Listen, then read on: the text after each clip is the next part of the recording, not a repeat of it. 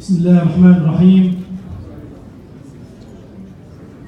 Your Excellency, Misbah ar-Rahman, Federal Minister of Commerce and Textile, Your Excellency, the Minister of Education, Your Excellency, Minister of Human Rights, ambassadors, heads of international organizations, members of the diplomatic corps, media men, politicians, scholars, businessmen, ladies and gentlemen, it's my pleasure to welcome you all and thank you for your presence tonight to commemorate the National Day of Egypt, the 23rd of July. On that day, 66 years ago, in 1952, Egypt was, in spite of its legal independence, still under foreign occupation. It was suffering from political unrest that manifested itself in the Cairo fire of 1952 and in a military failure in the war of 1948 and deteriorating social conditions. As a consequence, a group of Egyptian army officers formed the Free Officers Movement, and with the blessings and support of the Egyptian people, they overthrew the king and transformed the regime to a republican, creating later on great social, economic and political changes which impacted not only Egypt but the Arab region and Africa at large. Your Excellencies, ladies and gentlemen, on this occasion it might be appropriate to brief you on the Pakistani-Egyptian relations. These relations are historical. They go hundreds of years back.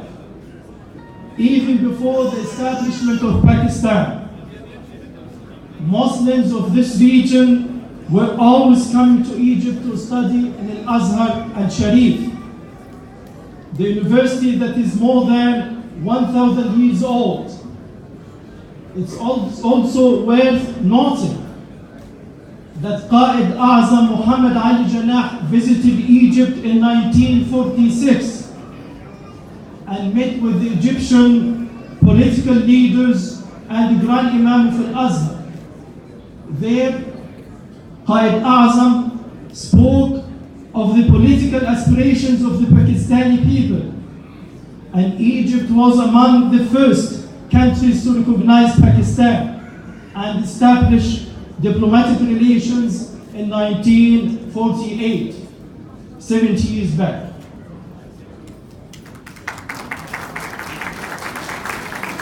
Ladies and gentlemen, it's worth mentioning as well in this context that Allama Iqbal visited Cairo many times in the 1930s, and his poems were translated into Arabic, and the famous Egyptian singer Kulthum sang some of his translated verses.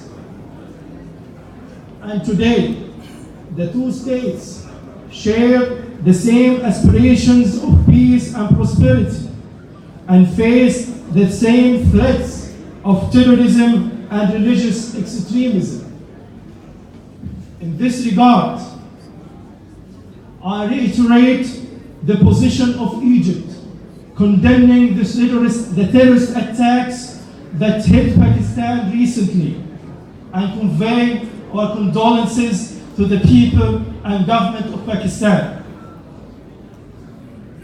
Ladies and gentlemen, the Pakistani-Egyptian relations have witnessed remarkable improvements in the past few months, particularly with the visit of His Eminence, the Grand Mufti of Egypt, to Pakistan recently.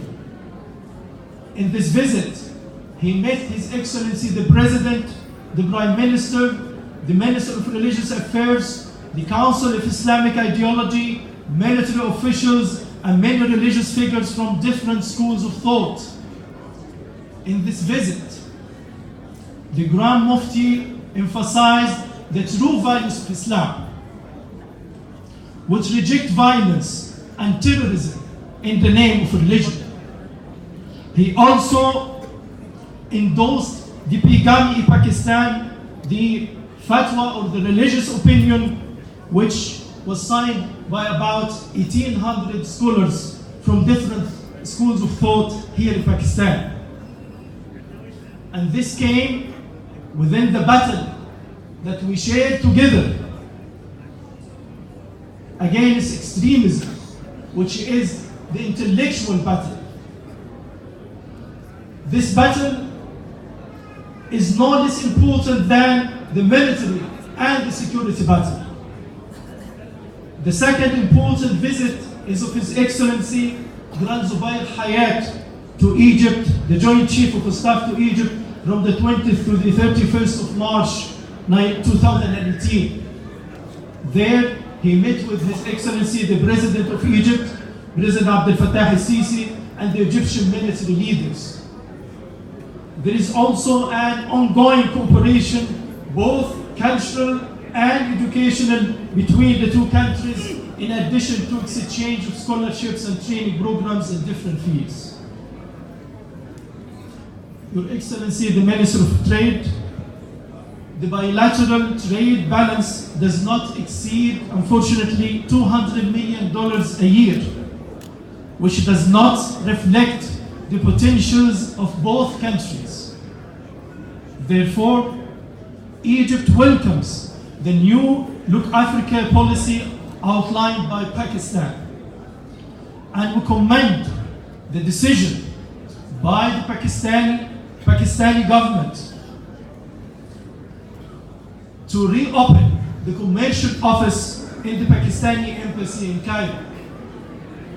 We are confident that the two business communities will find a lot of mutual opportunities, so are working on facilitating meetings in both Egypt and Pakistan between businessmen and entrepreneurs. It is worth mentioning in this context, though, that we have two successful examples of joint investments between the two countries. The first one is a Pakistani textile investment in Egypt, which benefits from the facilities